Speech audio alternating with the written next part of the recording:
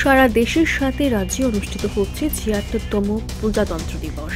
তারই অঙ্গ হিসেবে মন্ত্রী রতনলাল নাথ প্রথমেই গান্ধীঘাট স্থিত গান্ধী বেদিতে পুষ্পার্ঘ্য অর্পণ করেন এবং তারপর লিচু বাগান স্থিত অ্যালবার্ট এক্কা পার্কে শহীদ বেদিতে মাল্যদান করেন।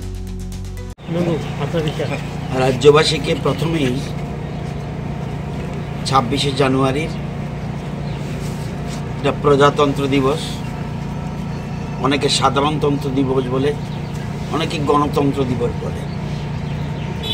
এই উপলক্ষে রাজ্যবাসীকে অনেক অনেক অভিনন্দন, শুভেচ্ছা। আমরা জানি আমাদের দেশ 1947 15 আগস্ট স্বাধীন হয়েছিল।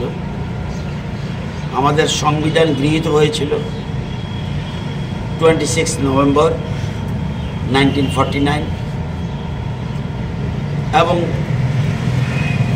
সংবিধান কার্যকর হয়েছিল 1950 26 জানুয়ারি। সেই দিন থেকে আমরা সংবিধান কার্যকর হয়েছে এবং আমাদের প্রজাতন্ত্র দিবস হিসেবে সেদিন থেকে আমরা পালন করে যাচ্ছি। এবং প্রথমেই 1951 আমাদের প্রথম প্রজাতন্ত্র দিবস পালিত হয়। আজকে ৭৬তম প্রজাতন্ত্র দিবস। মনে রাখতে হবে, কনস্টিটিউশন আমাদের আত্মা, জনগণের আত্মা হলো সংবিধান। আর সোলজার যারা, তারা হলো আমাদের ধড়কন, heartbeat. We are feeling proud for them. সুতরাং সবাই মিলে সংবিধানকে সম্মান জানাতে হবে। অনেকবার আমরা সংবিধানের প্রতি বিভিন্ন ক্ষেত্রে অবমাননা করা হয়েছে।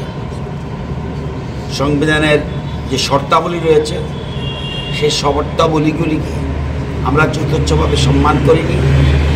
দেশের প্রধানমন্ত্রী নরেন্দ্র মোদীজি দায়িত্ব নেওয়ার পর প্রকৃতপক্ষে সংবিধান সত্যিকারভাবে যথাযথ সম্মানিতভাবে আমরা পালন করে যাচ্ছি। এবং সংবিধান প্রণেতা যিনি ডক্টর বি.আর. আম্বেদকর, ওনাকেও শ্রদ্ধা জানানো হয়েছে। আপনারা জানেন, অতীতে পুরনো পার্লামেন্ট ভবনে ওনার প্রতিকৃতি পর্যন্ত বসানো হয়নি। আজকে 1990-তে প্রথম আমরা বি.আর. আম্বেদকর ভারতরত্ন উপাধিতে ভূষিত করি। সুতরাং এই দিনটি অত্যন্ত গুরুত্বপূর্ণ। আমরা এই দিনটিতে স্মরণ রাখতে হবে, যেমন আমরা অধিকার সম্বন্ধে কথা বলবো, আমাদের কর্তব্য সম্বন্ধেও আমরা যেন সবাই সচেতন হই। এটাই রাজ্যবাসীর প্রতি আমার আহ্বান।